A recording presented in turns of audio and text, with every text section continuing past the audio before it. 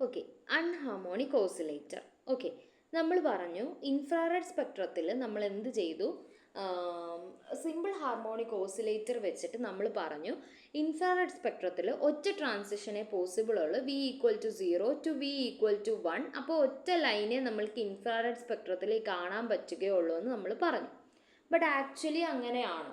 നമ്മൾ infrared spectrum എടുത്ത് നോക്കുമ്പോൾ വളരെ കോംപ്ലിക്കേറ്റഡ് ആയിട്ടുള്ളൊരു സ്പെക്ട്രമാണ് നമുക്ക് കിട്ടുന്നത്. ഇങ്ങനെ വളരെ കോംപ്ലിക്കേറ്റഡ് ആയിട്ടുള്ള ഒരു ഇൻഫ്രാറെഡ് സ്പെക്ട്രമാണ് നമുക്ക് കിട്ടുന്നത്. സോ അതിൻ്റെ കാരണമാണ് അൺഹാർമോണിസിറ്റി എന്ന് പറയുന്ന കൺസെപ്റ്റ്.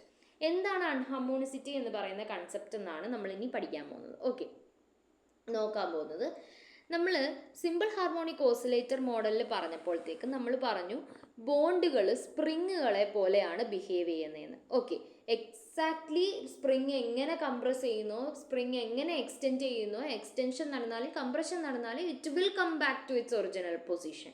അങ്ങനെയാണ് ബോണ്ട്സ് എന്ന് നമ്മൾ പറഞ്ഞു. ബട്ട് ആക്ച്വൽ പ്രാക്ടീസിൽ അങ്ങനെയല്ല. Actually real molecules simple harmonic മോഷൻ്റെ നിയമങ്ങളെ പാലിക്കുന്നില്ല. റിയൽ കെമിക്കൽ ബോണ്ട് എലാസ്റ്റിക് ആണെങ്കിലും എന്തല്ല, ഹുക്സ് ലോ ഒബേ ചെയ്യുന്നില്ല. ഓക്കെ, ആ കാരണം എന്താണ്, നമ്മൾ ചെറിയ കംപ്രഷനോ ചെറിയ എക്സ്റ്റൻഷനോ ചെയ്തു കഴിഞ്ഞാൽ ബോണ്ടുകൾ ഓക്കെ, പെർഫെക്റ്റ്ലി ഓക്കെ, എലാസ്റ്റിക് ആണ്. പക്ഷേ നമ്മളൊരു പരിധിയിൽ കൂടുതൽ ബോണ്ടിനെ ഇലോങ്ങേറ്റ് ചെയ്ത് കഴിഞ്ഞാലോ, അതിനെ ഒരു പരിധിയിൽ കൂടുതൽ അടുപ്പിച്ച് എന്താണ് മോളിക്യൂൾസ് തമ്മിൽ അടുത്തുകൊണ്ട് ഒന്ന് കംപ്രസ് ചെയ്ത് കഴിഞ്ഞാലോ അതെന്ത് ചെയ്യില്ല, സ്പ്രിങ്ങിനെ പോലെ ബിഹേവ് ചെയ്യില്ല. അതിന് എന്തൊക്കെയോ അതിൽ വേറെ സംഭവിക്കും. ഓക്കെ, അത് സ്പ്രിങ്ങിനെ പോലെ ബിഹേവ് ചെയ്തില്ല. അവിടെയാണ് നമ്മൾ അൺഹാർമോണിസിറ്റി എന്ന് പറയുന്ന സാധനം വരുന്നത്. എന്ന് പറഞ്ഞാൽ എന്ത് സംഭവിക്കുന്നു, നമ്മളൊരു പരിധിയിൽ കൂടുതൽ ബോണ്ടിനെ ഇലോങ്ങേറ്റ് ചെയ്താലോ ഒരു പരിധിയിൽ കൂടുതൽ ബോണ്ടിനെ കംപ്രസ് ചെയ്താലോ എന്ത് ചെയ്യുന്നു, ഡിസോസിയേഷൻ സംഭവിക്കുന്നു. അവിടെ മോളിക്യൂൾസ് ഡിസോസിയേറ്റ് ആയി പോകുന്നു. അതാണ് അവിടെ സംഭവിക്കുന്നത്. റിയൽ മോളിക്യൂൾസിൻ്റെ കേസ് അതാണ്. സോ ഇവിടെ വരച്ചേക്കുന്നതാണ് ഈ കർവാണ്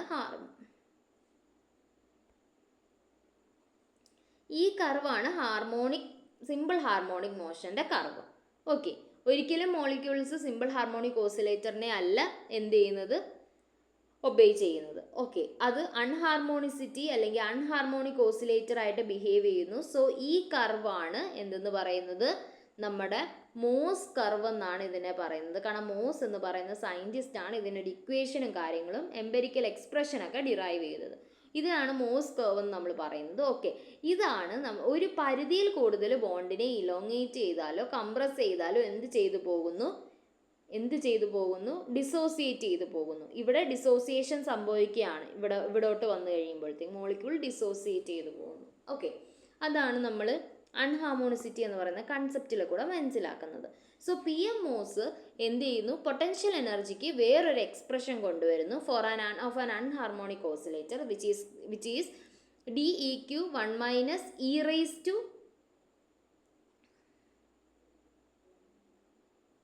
okay e raise to minus a into r minus ഇല്ല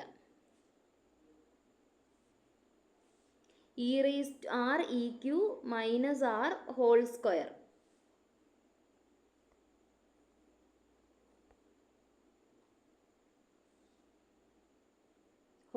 എന്ന രീതിയിലാണ് വരുന്നത് ഈ എനർജിയുടെ എക്സ്പ്രഷൻ എന്ന് പറയുന്നത്. ഇവിടെ DEQ എന്ന് പറയുന്നത് എന്താണ്, ഡിസോസിയേഷൻ എനർജിയാണ്. എ ഒരു കോൺസ്റ്റൻ്റ് ആണ്. ഇതിനെയാണ് നമ്മൾ മോസ് ഫംഗ്ഷൻ എന്ന് പറയുന്നത്. ആ കർവിനെയാണ്, ഈ ഇക്വേഷൻ ഫിറ്റ് ചെയ്യുന്ന കർവാണ് അത്. അതിനെയാണ് നമ്മൾ മോസ് പൊട്ടൻഷ്യൽ എനർജി കർവ് എന്ന് പറയുന്നത്. ഓക്കെ, സോ ഷ്രോഡിഞ്ചർ ഇക്വേഷൻ അനുസരിച്ച് നമുക്ക് എനർജിക്ക് ഒരു ഇക്വേഷൻ ഉണ്ട്. ആ ഇക്വേഷനാണ് ഇത്. നമ്മൾ നേരത്തെ എനർജിക്ക് ഒരു ഇക്വേഷൻ കണ്ടു സിമ്പിൾ ഹാർമോണിക് ഓസിലേറ്റർ അല്ലേ, V plus 1/2 into omega bar centimetre inverse എന്നൊരു ഇക്വേഷൻ കണ്ടു. അത് മോഡിഫൈ ചെയ്തുകൊണ്ടുള്ള അൺഹാർമോണിക് ഓസിലേറ്ററിൽ വരുമ്പോൾ എനർജിയുടെ ഇക്വേഷനാണ് V plus 1/2 into omega bar e minus V plus 1/2 whole square into omega bar e chi centimetre inverse. Where v എന്ന് പറയുന്നത് നമുക്കറിയാം 0, 1, 2, 3 വൈബ്രേഷണൽ കോണ്ടന്റ് നമ്പർ ആണ്. Omega bar e oscillation frequency ആണ്. എക്സി എന്ന് പറയുന്നത് അൺഹാർമോണിസിറ്റി കോൺസ്റ്റന്റ് ആണ്. ഓക്കെ,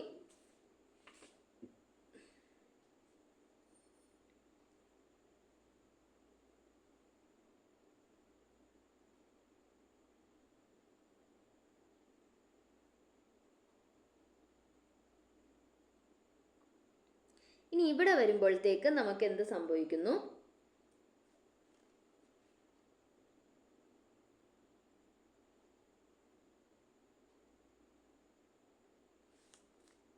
ഓക്കെ, സെലക്ഷൻ റൂളിന് മാറ്റം വരുന്നുണ്ട്.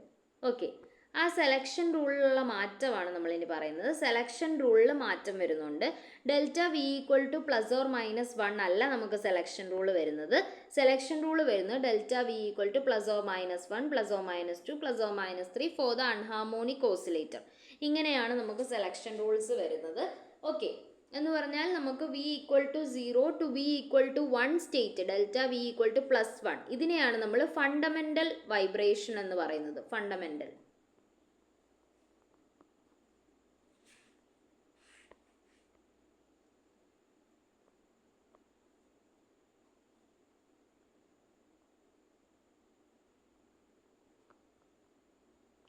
ഫണ്ടമെൻ്റൽ വൈബ്രേഷൻ എന്ന് പറയുന്നത്. അതിന് നല്ല ഇൻറ്റൻസ് ആയിട്ടുള്ള ഒരു സിഗ്നൽ ആയിരിക്കും നമുക്ക് ഫണ്ടമെൻ്റൽ വൈബ്രേഷനെ കിട്ടുന്നത്. Okay, v equal to 0 to v equal to 1 സ്റ്റേറ്റിനെയാണ് നമ്മൾ ട്രാൻസിഷനെയാണ് ഫണ്ടമെൻ്റൽ അബ്സോർപ്ഷൻ, ഫണ്ടമെൻ്റൽ ബാൻഡ് എന്നൊക്കെ പറയുന്നത്. V equal to 0 to v equal to plus 2 എന്ന് പറഞ്ഞാൽ v equal to delta v greater than plus 1 എന്ന എല്ലാ വൈബ്രേഷൻസിനെ നമ്മൾ ഓവർടോൺസ് എന്നാണ് പറയാറ്. അതിൽ തന്നെ v equal to 0 to v equal to plus 2 എന്ന് പറയുന്നത് നമുക്ക് എന്താണ് കിട്ടുന്നത്? ഫസ്റ്റ് ഓവർടോണും v equal to 0 to v equal to plus 3 എന്ന് പറയുന്നത് സെക്കൻഡ് ഓവർടോണും. ആ രീതിയിലാണ് നമുക്ക് പോകുന്നത്. So how can we calculate this energy? ഈ ഡെൽറ്റ ഇ കണ്ടുപിടിച്ചേക്കുന്നത് കണ്ടോ? എങ്ങനെ ഇത് കാൽക്കുലേറ്റ് ചെയ്യാം? നമുക്ക് എനർജിയുടെ ഇക്വേഷൻ അറിയാം അല്ലേ? ഇ എന്ന് പറയുന്നത് നമുക്കറിയാം 1/2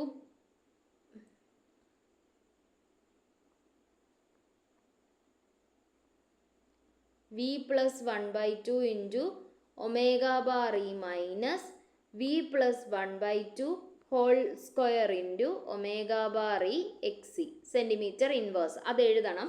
ഓക്കെ, സോ ഈ ഒരു ട്രാൻസിഷൻ്റെ എനർജി കാണണമെങ്കിൽ നമ്മൾ എന്ത് ചെയ്യണം? ഈ ഡെൽറ്റ ഇ എന്ന് പറയുന്നത് e v equal to 1 minus e v equal to 0. Okay, ഇതിനകത്ത് വിയുടെ സ്ഥാനത്തെല്ലാം എന്തിട്ട് കൊടുക്കണം? ആദ്യം വി ഈക്വൽ ടു 1 ഈ ഒരു പർട്ടിക്കുലർ ഇക്വേഷനിൽ ഇട്ട് കൊടുക്കണം. വിക്ക് 1 ഇട്ട് കൊടുക്കണം, ദെൻ മൈനസ് വിക്ക് 0 ഇട്ട് കൊടുക്കണം. അപ്പോൾ നമുക്ക് കിട്ടുന്ന ഡെൽറ്റ ഇ ആണ് omega bar E into 1 minus 2 കൈ സെൻറ്റിമീറ്റർ ഇൻവേഴ്സ്. അതേ കൂട്ട് തന്നെയാണ് ബാക്കി ട്രാൻസിഷൻസിൻ്റെ എനർജി നമ്മൾ കണ്ടുപിടിച്ചേക്കുന്നത്. Okay, first overtone, second overtone. Okay, അതാണ് നമ്മുടെ അൺഹാർമോണിസിറ്റി കോൺസ്റ്റന്റ് വെച്ചിട്ട് വരുന്നത്. എന്താണ് നമ്മളിവിടെ പറയുന്നത്? ഒരിക്കലും എന്തല്ല ഇത് ബോണ്ടുകൾ പെർഫെക്റ്റ്ലി എലാസ്റ്റിക് അല്ല. ഒരു പരിധിയിൽ കൂടുതൽ കംപ്രസ് ചെയ്യുകയും ഇലോങ്ങേറ്റ് ചെയ്യുകയോ ചെയ്ത് കഴിഞ്ഞാൽ മോളിക്യൂൾസ് എന്ത് ചെയ്ത് പോകും? ഡിസോസിയേറ്റ് ചെയ്ത് പോകുന്നതായിട്ട് നമുക്ക് കാണാനായിട്ട് സാധിക്കും. ഓക്കെ, അതാണ് ഫണ്ടമെൻ്റൽ ഓവർടോൺ എന്ന് പറയുന്നത്. ഹോട്ട് ബാൻഡ്സ് എന്ന് പറയുന്ന വിഭാഗമുണ്ട്. ഹോട്ട് ബാൻഡ്സ് എന്ന് പറഞ്ഞാൽ v equal to 1 state to v equal to upper energy സ്റ്റേറ്റിലേക്ക് ട്രാൻസിഷൻസ് വരുന്നത്. എന്ന് പറഞ്ഞാൽ എന്താണ് അതിൻ്റെ അർത്ഥം? എന്താണ് ഇത്രയും നേരം നമ്മൾ പറഞ്ഞത്? ഗ്രൗണ്ട് സ്റ്റേറ്റിലുള്ള മോളിക്യൂൾ ട്രാൻസിഷൻ ചെയ്ത് എക്സൈറ്റഡ് സ്റ്റേറ്റിലേക്ക്, ഏതെങ്കിലും എക്സൈറ്റഡ് സ്റ്റേറ്റിലേക്ക് പോകുമ്പോൾ നമുക്ക് ഫണ്ടമെൻ്റലോ ഓവർടോണോ പോലെയുള്ള ബാൻഡുകൾ കിട്ടും. ഹോട്ട് ബാൻഡ് എന്ന് പറഞ്ഞു കഴിഞ്ഞാൽ എന്താണ്? Already excited state v equal to 1 state, അവിടെ നിന്ന് ട്രാൻസിഷൻ നടന്ന് മുകളിലേക്ക് പോകുമ്പോൾ, വേറെ എക്സൈറ്റഡ് സ്റ്റേറ്റിലേക്ക് പോകുമ്പോഴാണ് നമ്മൾ ഹോട്ട് ബാൻഡ്സ് എന്ന് പറയുന്നത്. സോ യൂഷ്വലി ഫണ്ടമെൻ്റൽ ബാൻഡാണ് നല്ല ഇൻറ്റൻസ് ആയിട്ട് കിട്ടുന്നത്. ഓവർടോണിൻ്റെ ഇൻറ്റൻസിറ്റി കുറഞ്ഞു വരും. ഹോട്ട് ബാൻഡ് കിട്ടാനേ പാടാണ്. കാരണം ഓൾറെഡി ഒരു മോളിക്യൂൾ എന്തായിരിക്കണം? എക്സൈറ്റഡ് സ്റ്റേറ്റിലായിരിക്കണം ഹോട്ട് ബാൻഡ് കിട്ടണമെങ്കിൽ. പക്ഷേ എന്താണ് ഇവിടെ കൂടുതലും നമ്മൾ നോക്കിക്കഴിഞ്ഞാൽ മോളിക്യൂൾസ് എന്താണ്? Molecule will occupy in ground state. Okay, particles കൂടുതലും ഗ്രൗണ്ട് സ്റ്റേറ്റിലാണ് കാണാറ്. ഓക്കെ, അതുകൊണ്ട് ഹോട്ട് ബാൻഡ് കിട്ടാൻ തന്നെ പാടായിരിക്കും. യൂഷ്വലി അവരുടെ അബ്സോർപ്ഷൻസേ വീക്കാണ് ഹോട്ട് ബാൻഡിന്. പിന്നെ ടെമ്പറേച്ചറിനെ ഡിപ്പെൻഡ് ചെയ്യും. ടെമ്പറേച്ചർ ഇൻക്രീസ് ചെയ്ത് കഴിഞ്ഞാൽ ഹോട്ട് ബാൻഡ്സ് കിട്ടാനുള്ള സാധ്യതകൾ കൂടും. കാരണം ടെമ്പറേച്ചർ ഇൻക്രീസ് ചെയ്ത് കഴിഞ്ഞാൽ മോളിക്യൂൾ ഗ്രൗണ്ട് സ്റ്റേറ്റിൽ നിന്നും എക്സൈറ്റഡ് സ്റ്റേറ്റിലേക്ക് പോകാനായിട്ട് തുടങ്ങും. അതുകൊണ്ട് ഓക്കെ,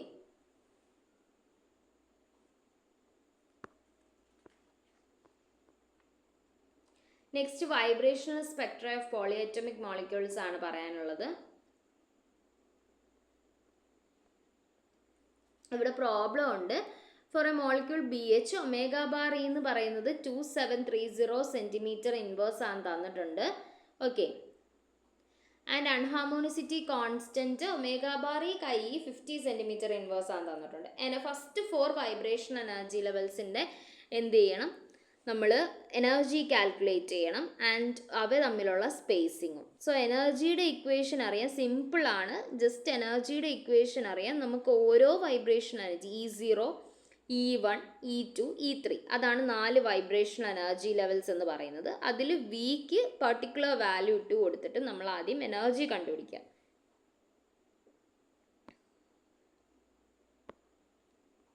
സ്പേസിങ് കണ്ടുപിടിക്കാൻ എന്ത് ചെയ്യണം, ഇവ തമ്മിൽ അപ്പർ മൈനസ് ലോവർ എന്ന രീതിയിൽ ചെയ്താൽ മതി. E1 minus E0, E2 minus E1, E3 minus E2. Okay, ഇങ്ങനെ ചെയ്തിട്ട് നമുക്ക് എന്ത് ചെയ്യണം, അവരുടെ എനർജി ലെവൽസിൻ്റെ സ്പേസിങ്സ് നമുക്ക് കണ്ടുപിടിക്കാനായിട്ട് സാധിക്കും.